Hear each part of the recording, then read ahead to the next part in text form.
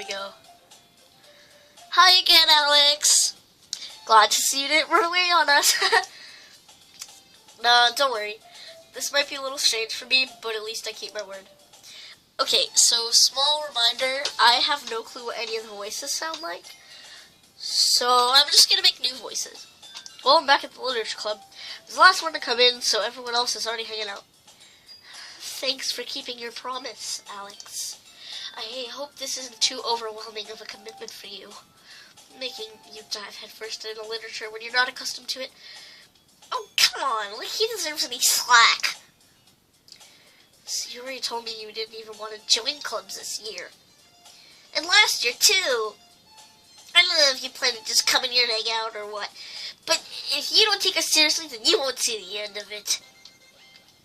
Natsuki, you certainly have a big mouth for someone who keeps her manga collection in the club room.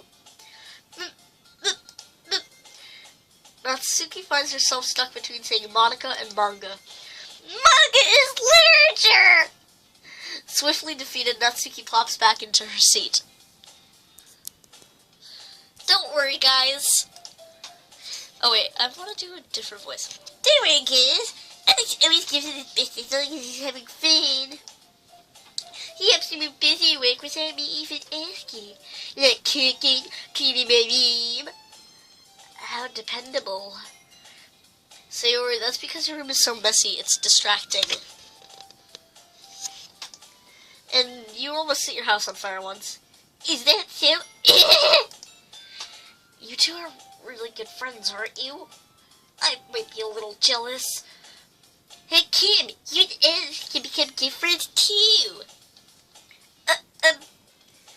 Sayori? Kim? As usually, Sayori seems oblivious to the weird situation she just put me into. You didn't even bet you said anything, yeah? What, wait, Sayori? Me? Not really. Don't be shy. It's really nothing. What is it? Never mind.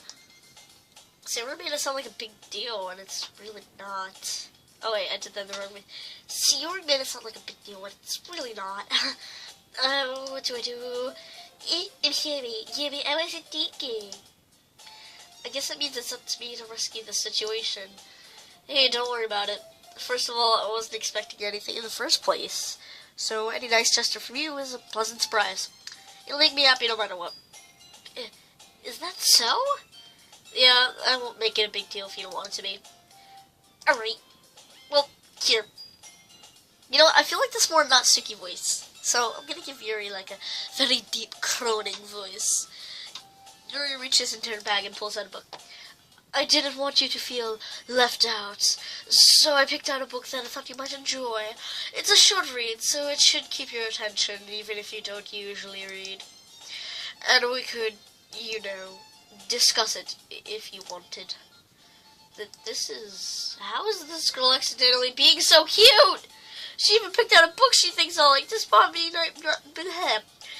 Yuri, thank you so much. I'll definitely read this. I enthusiastically take the book. Phew. Well, you can read it at your own pace. I look forward to hearing what you think. Now that everyone's settled in, I expected Monica to kick off some scheduled activities for the club. But that doesn't seem to be the case. So Sayori and Monica are having a cheery conversation in the corner. Yuri's face is already buried in a book. Can't help but notice her intense expression, like she was waiting for this chance. Meanwhile, Natsuki is rummaging around in the closet. I'm really curious to talk to Yuri a little bit more, but at the same time I would feel bad from distracting her from reading. Catch a glimpse of the cover of her book. It looks like the same book that she lent to me. More than that, she seems to be on the first few pages. Crap. I think she noticed me looking at her. She needs another glance at me, and her eyes meet for a split second. But that only makes her hide her face deeper in her book. Sorry, I was just spacing out. I muttered this, sensing I made her uncomfortable. Oh, it's fine. If I was focused, then I probably wouldn't have noticed in the first place. But I'm just rereading a bit of this, so that's the book you gave me, right? I wanted to reread some of it. Not for any particular reason. Just curious, how come you have two copies of the same book? Well, when I stopped at the bookstore yesterday, that's not what I meant. I mean, I just happened to buy 2 of them. Oh, I see. There's something fairly obvious here that Yuri isn't telling me, but I decided to let it go. I'll definitely start reading it soon. I'm glad to hear. Once it starts to pick up, you might have a hard time putting it down. It's a very engaging and relatable story. Is that so? What's it about, anyway? Well, Yuri closes the book and scans her eyes over the back. The book is titled Portrait of Markov. I wonder if that's an actual book. Oh! He was a person. Cool. The book is titled Portrait of Markov. There's an ominous-looking eye symbol on the front cover. Alright. I just wanted to make sure I don't accidentally give anything away. Basically, it's about this girl in high school who moves in with her long-lost younger sister, but as soon as she does, her life gets really strange. She gets targeted by these people who escaped from a human experiment prison, and while her life is in danger, she needs to desperately choose who to trust. No matter what she does, she ends up destroying most of her relationships, and her life starts to fall apart. It's kind of dark, isn't it?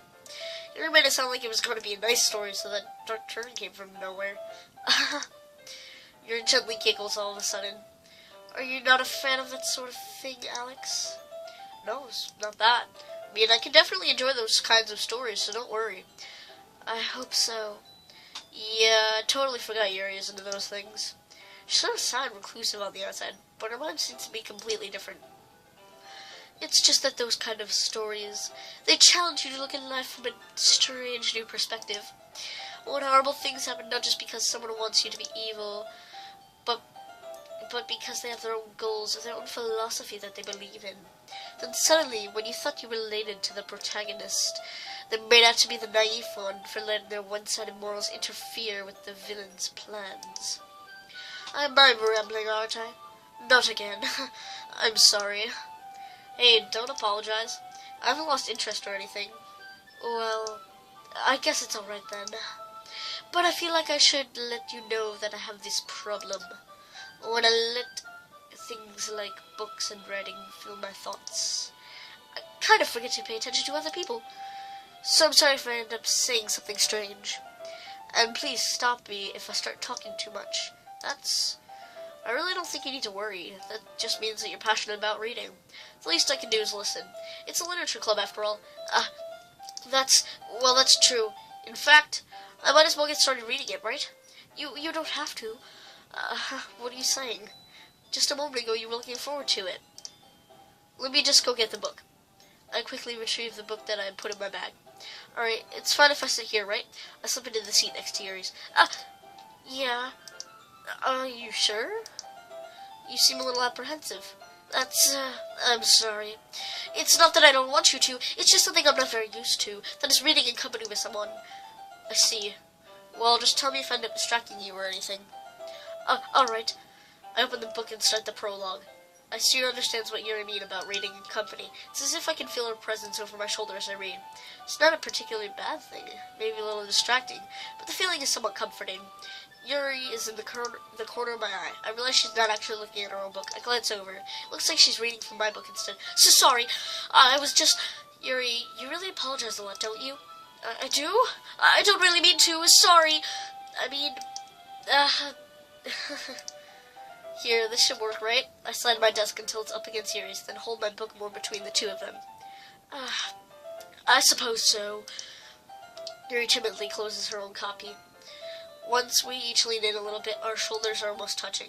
It feels like my left arm is in the way, so I instead use my right hand to hold the book open. I guess it means it's kind of difficult to turn the page. Here. Woo! Getting spicy! Yuri takes her left arm and holds the left side of the book between her thumb and forefinger.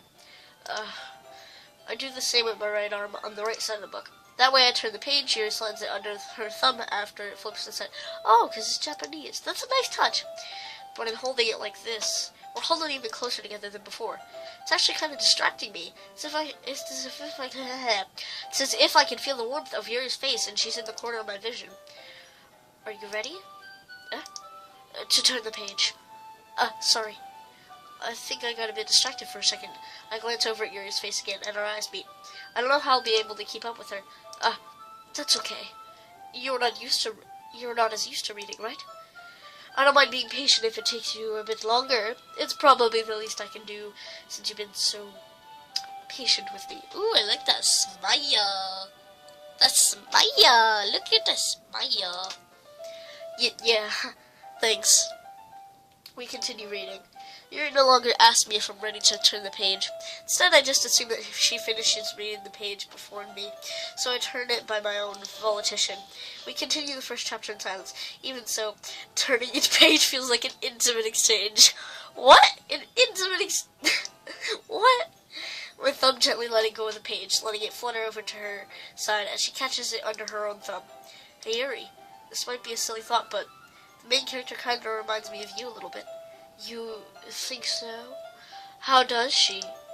Well, I guess she's more blunt in a lot of ways, but she also second guesses all of the things that she says and does. Like she's afraid she'll do something wrong. It's not like I can see in her head or anything, but I'm kind of reminiscent of some of your mannerisms. I see. Yuri remained silent for a moment. But Alex, that's probably a terrible thing to have in common with her. It's so embarrassing that you think that. Wait, I didn't mean it in a bad way or anything. Sorry, I didn't really know you were self-conscious about that sort of thing. I guess I mean it's more kind of cute. What are you saying now all of a sudden? Okay, everyone. I think it's about time we shared today's poems with each other. We might not have enough time if we wait too long. Yuri exhales, spared from finishing her thoughts. Is that alright, Yuri? You look kind of down. I'm sorry if you haven't been looking forward to this. It's not. It's fine. Yuri releases her hand from the book, causing it to close on top of my thumb. Alright, I guess I'll do some more reading tonight. Or do you prefer I only read it with you? I guess I don't have too much of a preference either way. In that case, I'll read a little bit more tonight. It'll be more fun to read with you after it picks up a bit, you know? That's good reasoning. In that case, feel free to finish the first 2 chapters in your own time. Alright. I stand up. I make a mental note of where I left off in the book, then slip it back into my bag. By the way, did you remember to read a poem last night? Yeah. My relaxing I can't believe I agreed to do something so embarrassing. I couldn't really find much inspiration since I've never really done this before. Well, now that's everyone ready, why don't you find someone to share with? I can't wait! Sayori and Monica enthusiastically pull out their poems. Sayori's is on a wrinkled sheet of loose leaf paper torn from a small notebook. Composition notebook. I can already see, Natsuki and Yuki, I do the same myself. Ooh! Let's share with Monica. I should start with Monica. Yesterday she seemed eager to read my poem, and I wanted to know I'm putting in effort. Hi, Alex. Having a good time so far? Yeah. Good. Glad to hear it. By the way, since you're new and everything, if you ever have any suggestions for the club, like new activities or any things we can do better, I'm always listening. Don't be afraid to bring things up, okay? Alright, I'll keep that in mind. Of course I'll be afraid to bring things up. I'm much better off just going with the flow until I'm more settled in. Anyway, want to share your poem with me? It's kind of embarrassing, but I guess I have to. Don't worry, Alex. We're all a little embarrassed today, you know? But it's that sort of barrier that we'll all learn to get past soon. Yeah, that's true. I hand Monica my poem. Great job, Alex. I was going to ooh in my head while I read it. It's really metaphorical. I'm not sure why, but I don't expect you to go for something so deep. I guess I underestimated you. It's easiest for me to keep everyone's expectations low. That way, it really counts when I put in some effort. That's not very fair. Well, I guess it worked anyway. You know that Yuri likes this sort of cunning, right? Yes, I did it. Writing that's sort of full of image symbolism. Unlike Sayori, who likes using simple and direct words to describe happiness and sadness, Yuri likes it when readers are left to derive their own meaning out of it. It's very challenging to write like that effectively, both allowing people to get something out of it just by feel, or letting them deeply analyze all the nuances. It can take years of practice, which I'm assuming Yuri has at this point. I never really asked, though. I'm sure I'm nowhere near her level yet. Don't worry so much about that. You do your own thing. Just keep exploring and learn by trying new things. I'm sure I'll end up trying my own different things a lot. Could take a while before I feel comfortable doing this. That's okay. I love to see you try new things. Alright, guys, we're gonna leave off here. Alright, guys, see you in the next episode. Bye-bye!